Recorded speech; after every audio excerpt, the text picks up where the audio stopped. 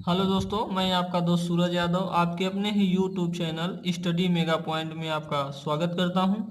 दोस्तों, आज हम आपको बता दें कि आज का जो लेक्चर होगा वो लेक्चर 3 होगा। इसमें हम आपको क्लास टेंथ की क्लास टेंथ की साइंस में फिजिक्स वाला पोर्शन हम बता रहे हैं आपको, जो जिसमें हम आपको प्रकाश का परावर्तन बता चुके हैं तथा अब हम चैप्टर 2 जो फिजिक्स पार्ट का है वह है मानव नेत्र तथा रंग बिरंगा संसार। ठीक है दोस्तों, यह आपका एक चैप्टर है।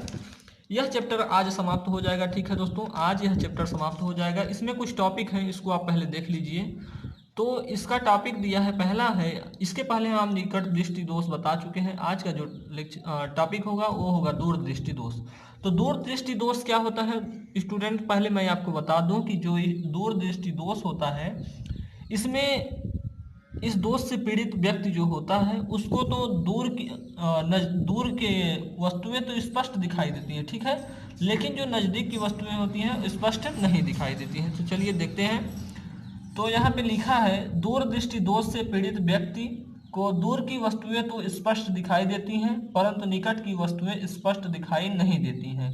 ठीक है, इस दोष युक्त नेत्र का निकट बिंदु 25 सेंटीमीटर से अधिक दूर हो जाता है। ठीक है, अतः व्यक्ति को 25 सेंटीमीटर तथा उससे निकट स्थित वस्तुएं स्पष्ट दिखाई नहीं देती हैं। ठीक है, तो चलिए यहाँ फिगर के माध्यम से देखते हैं। फिगर आपका दिया है, इसमें क्या है कि जो प्रतिबिंब बनना चाहिए यहाँ पे रेटिना पे बनना चाहिए, तो रेटिना पे न बनकर रेटिना के पीछे बन रहा है। ठीक है, यह रेटिना के पीछे कब बनेगा, दूरदृष्टि दोष में। ठीक है, तो देखिए यह 25 सेंटीमीटर है, कोई पॉइंट वो है, यहाँ से निकट देखिए निकट स्थित वस्तु है ये, और ये हमारा नेत्र लेंस है। ठीक है, यहाँ से कुछ तो जाएगा, फिर यहाँ से प्रतिबिंब ना बन के रेटिना के पीछे बनेगा। ठीक है दोस्तों, तो चलिए इसके कारण क्या है उसको देख लेते हैं। इसके निम्नलिखित दो कारण होते हैं।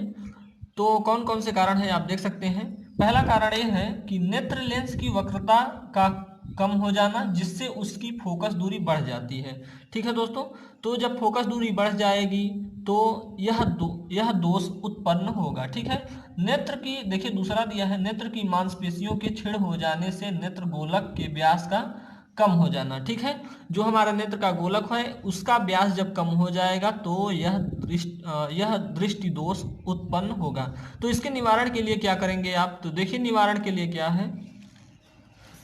तो निवारण के लिए इसके दिया है कि जो इसमें आप यूज करेंगे लेंस वो होगा आपका उत्तल लेंस। ठीक है दोस्तों, अगले वाले जो हमारा निकट दृष्टि दोष था उसमें आप उत्तल लेंस के जगह पे कौन सा लेंस यूज कर रहे थे, अवतल लेंस। ठीक है दोस्तों, ये दूर दृष्टि में आप उत्तल लेंस का यूज करेंगे और निकट दृष्टि दोष में अवतल लेंस का। चलिए देखते हैं। तो यहाँ पे दिया है, दूर दृष्टि दोष को दूर करने के लिए उचित फोकस दूरी वाली उत्तल लेंस के चश्मे का प्रयोग किया जाता है। ठीक है दोस्तों, अगर आप उत्तल लेंस के चश्मे का प्रयोग करते हैं तो यह दोष दूर हो जाता है। ठीक है, देखते हैं आगे क्या है। उत्तल लेंस के चश्मे का प्रयोग करने से यह दोष दूर हो जाता है और वस्तुएं स्पष्ट दिखाई देती हैं। ठीक है, जो वस्तुएं होंगी अब इसके उत्तल लेंस के लगने के कारण वस्तुएं जो होंगी वो स्पष्ट दिखाई देना प्रारंभ हो जाएंगे। ठीक है दोस्तों, तो चलिए आगे देखते हैं आगे टॉपिक क्या है आज का। तो आगे का टॉपिक है आपका, देखिए यहाँ पे यही आपका दिया है, ये आपका कुछ फिगर दिया है। फिगर आप देख सकते हैं, जो फिगर दिया है देखिए, यहाँ से कोई पॉइंट एन है, यहाँ कोई पॉइंट ओ है, यहाँ पे आप उत्तल लेंस रख देंगे। ठीक है दोस्तों, उत्तल लेंस रख देंगे तो आपका जो प्रतिबिंब बनेगा वो रेटिना पे बनेगा। ठीक है, ये जो है यही रेटिना है, आपको दिख रहा है फिगर में, ये कई बार आपको बता चुके हैं। अगर आपसे कोई पूछे क्वेश्चन कि जो मनुष्य स्वस्थ मनुष्य के लिए प्रतिबिंब कहाँ बनता है, तो आप क्या कहेंगे, रेटिना पे बनता है। ठीक है, तो आप रेटिना पे बताएंगे। तो चलिए एक न्यूमेरिकल लेते हैं। दिया है न्यूमेरिकल, एक दूरदृष्टि दोष से पीड़ित व्यक्ति कम से कम 45 सेंटीमीटर की दूरी तक देख सकता है। इस व्यक्ति के दृष्टि दोष निवारण हेतु चश्मे में प्रयुक्त लेंस की फोकस दूरी ज्ञात कीजिए। स्पष्ट दृष्टि की न्यूनतम दूरी 25 सेंटीमीटर दिया है। ठीक है, तो चलिए जो जो दिया है पहले उसको लिख लेते हैं। जो प्रतिबिंब की दूरी है यहाँ पे लिखेंगे, प्रतिबिंब की दूरी, तो प्रतिबिंब की दूरी को किससे डिनोट करेंगे आप, भी से।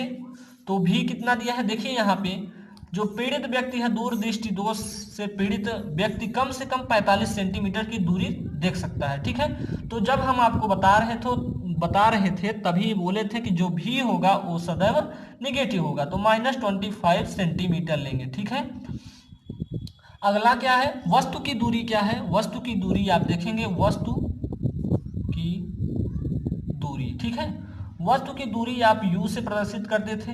ठीक है, u से प्रदर्शित करते थे, तो वस्तु की न्यूनतम दूरी क्या रहा है, न्यूनतम, अधिकतम नहीं, न्यूनतम, तो न्यूनतम के लिए आप 25 सेंटीमीटर लेंगे। ठीक है दोस्तों, तो यहाँ पे आपको फोकस दूरी पहले ज्ञात करना है। तो फोकस दूरी के लिए हमने आपको लेंस का एक फार्मूला बताया था जो आपको रटा होना चाहिए। ठीक है, तो चलिए आपको फार्मूला बता देता हूँ।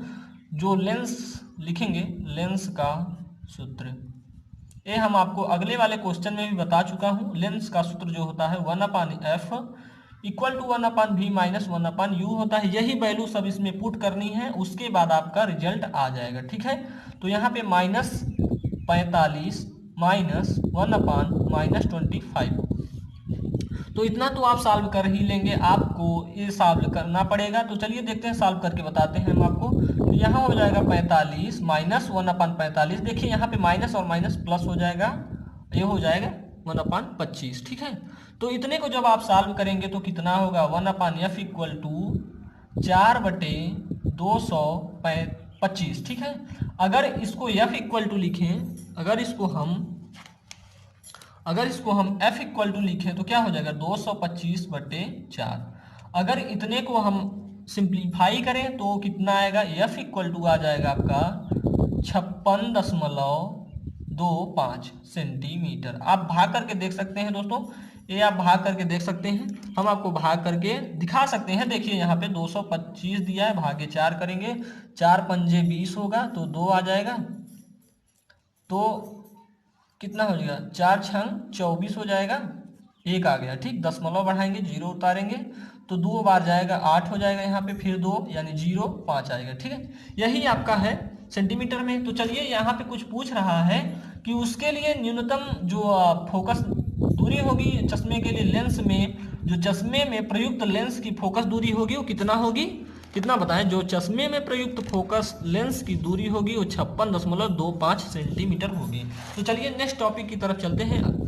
मैं आशा करता हूं कि यह आपको न्यूमेरिकल समझ में आया होगा। तो चलिए नेक्स्ट टॉपिक की तरफ चलते हैं। ठीक है, तो आज का जो नेक्स्ट टॉपिक होगा आपका जरा दृष्टि दोष, जरा दूरदृष्टिता। ठीक है, जरा दूरदृष्टिता क्या है, इसमें क्या होता है कि मनुष्य का समय के साथ उनकी मांसपेशियां दुर्बल होती चली जाती हैं, जिससे उनको अपनी आंखों से कम दिखाई देने लगता है। ठीक है दोस्तों, तो यहाँ पे आप देख सकते हैं, यहाँ पे आप डेफिनेशन के माध्यम से देख सकते हैं, आयु में वृद्धि के साथ साथ नेत्र की मांसपेशियां दुर्बल हो जाती हैं, जिस कारण नेत्र की समंजन क्षमता घट जाती है। दोस्तों हम आपको बता दें कि समंजन क्षमता जो होती है, मतलब देखने की क्षमता जो होती है वो घट जाती है। ठीक है, जिससे व्यक्ति को दूर अथवा निकट या दोनों ही स्थानों की वस्तुएं स्पष्ट नहीं दिखाई देती हैं, इसे ही जरा दृष्टि दोष कहते हैं। ठीक है, जरा दूरदृष्टिता कहते हैं। ठीक है, तो ये तो आपको समझ में आ गया होगा कि जब मनुष्य की अवस्था ढलती चली जाएगी तो उनकी मांसपेशियां अवश्य ही कमजोर होंगी या दुर्बल होंगी, तो उनके देखने की क्षमता कम होती जाएंगी। इसमें क्या होगा, आपको इसमें जो इस दोष से पीड़ित व्यक्ति होगा उसको ना तो दूर की वस्तुएं स्पष्ट दिखाई देंगी ना ही पास की। ठीक है, इसे ही आप क्या कहेंगे, जरा दूरदृष्टिता। ठीक है, तो इसके निवारण के लिए, इसका भी निवारण है दोस्तों, तो आप निवारण देख सकते हैं। इसका निवारण है, जरा दूरदृष्टिता को दूर करने के लिए द्विफोकल लेंस का प्रयोग किया जाता है। तो इसमें आप बता दो कि द्विफोकल लेंस जो होते हैं, एक उत्तल लेंस होता है, एक अवतल लेंस होता है, यही तो आप दो पढ़े ही हैं। तो यही होगा आपका, इसमें जो इसको दूर करने के लिए आपको उत्तल लेंस और अवतल लेंस दोनों का यूज कर सकते हैं। ठीक है, तो चलिए अगला पॉइंट है अबिंदुकता। ठीक है, अबिंदुकता क्या होता है? इसमें क्या होगी कि जो मनुष्य होता है, इस दोष से पीड़ित मनुष्य जो होगा उसको क्षैतिज तथा ऊर्ध्वाधर वस्तुओं को स्पष्ट रूप से दिखाई नहीं देती है। ठीक है, इसमें कहने का मतलब यही है कि जो एक आपको बता दूं यहाँ पे कि जो ये क्षैतिज हो गई, ये ऊर्ध्वाधर हो गई। इस दोष से पीड़ित व्यक्ति जो अबिंदुकता होगी उसको क्षैतिज और ऊर्ध्वाधर वस्तुएं जो होंगी उसको स्पष्ट दिखाई नहीं देंगे। तो यही है, यहाँ पे देख सकते हैं आप, इस दोष में समान दूरी पर रखी क्षैतिज और ऊर्ध्वाधर वस्तुएं एक साथ स्पष्ट दिखाई नहीं देती है। ठीक है दोस्तों, यानी यह दोनों एक साथ स्पष्ट दिखाई नहीं देती हैं। आप देखेंगे तो आपको स्पष्ट दिखाई देंगी अगर आपकी स्वस्थ नेत्र है तो। आगे देखते हैं, इस दोष के कारण एक ही दूरी पर रखी क्षैतिज तथा ऊर्ध्वाधर वस्तुएं रेटिना पर एक साथ फोकस नहीं होती हैं। ठीक है, तो आपको इसके निवारण के लिए क्या करेंगे, आप इसका भी निवारण कर सकते हैं। तो देखिए निवारण इसका है, इस दोष के निवारण हेतु उचित फोकस दूरी अथवा वक्रता त्रिज्या वाले बेलनाकार लेंसों का यूज करेंगे। ठीक है, जो इसमें लेंस का यूज करेंगे वो क्या क्या होना चाहिए, उचित फोकस दूरी और वक्रता त्रिज्या वाले बेलनाकार लेंस। ठीक है, इसका यूज करेंगे तो यह दोष दूर हो सकता है। ठीक है दोस्तों, तो चलिए आज का नेक्स्ट टॉपिक है आपका वर्णांधता। ठीक है, वर्णांधता है क्या? तो इसमें क्या होगा कि इसमें आपका जो इस दोष से पीड़ित व्यक्ति होगा, इसमें उस व्यक्ति को न तो इसमें कुछ रंग होते हैं जो उसको दिखाई नहीं देते हैं। ठीक है दोस्तों, कुछ रंग ऐसे होते हैं कि उसको वो समझ ही नहीं पाते कि यह लाल है या पीला है। ऐसे कुछ रंग होते हैं जो उसको नहीं पता चलता कि ये यही रंग है। तो ठीक है, देखते हैं यहाँ पे डेफिनेशन के माध्यम से, इस दोष से पीड़ित व्यक्ति या इस दोष से पीड़ित कुछ निश्चित, या यहाँ पे थोड़ा होगा, इस दोष से पीड़ित व्यक्ति, ठीक है, इस दोष से पीड़ित व्यक्ति कुछ निश्चित रंगों में अंतर नहीं कर पाते। ठीक है, इस दोष के निवारण का कोई उपचार नहीं है दोस्तों। ठीक है, जो हमारा वर्णांधता है इसका कोई उपचार नहीं है। जो किसी व्यक्ति को, ऐसा तो रेयर कंडीशन में देखा जाता है कि यह दोष पाया जाता है। ठीक है, लेकिन जब होगा यह दोष तो इसकी कोई उपचार नहीं है, उपचार नहीं है। ठीक है दोस्तों, यहाँ पे आप देख लेंगे तो इसका कोई उपचार नहीं है। तो चलिए आज का जो लेक्चर है यहीं पे समाप्त होता है, और आपको बता दूं कि यह चैप्टर भी समाप्त हो गया। इसके आगे जो एक आध दो न्यूमेरिकल बताऊंगा वह अगला सेशन जो होगा आपका वो न्यूमेरिकल पार्ट होगा, इसमें हम आपको पूरा न्यूमेरिकल बताएंगे। ठीक है दोस्तों, और आपके लिए एक बहुत अच्छी बात ये बताऊंगा कि जो आपके चैप्टर समाप्त होंगे उनसे मैं आपको वीडियो के माध्यम से ऑब्जेक्टिव टाइप क्वेश्चन देता रहूंगा। ठीक है दोस्तों, जिससे आपका यह ऑब्जेक्टिव टाइप जो क्वेश्चन आते हैं वो भी कंप्लीट हो जाए। ठीक है, तो चलिए आज के लिए इतना ही, मिलेंगे नेक्स्ट लेक्चर में। और एक बात और, अगर आप चैनल को लाइक और सब्सक्राइब नहीं किए हैं तो प्लीज़ दोस्तों लाइक और सब्सक्राइब जरूर कर लें और अपने दोस्तों में शेयर करना ना भूलें। ठीक है।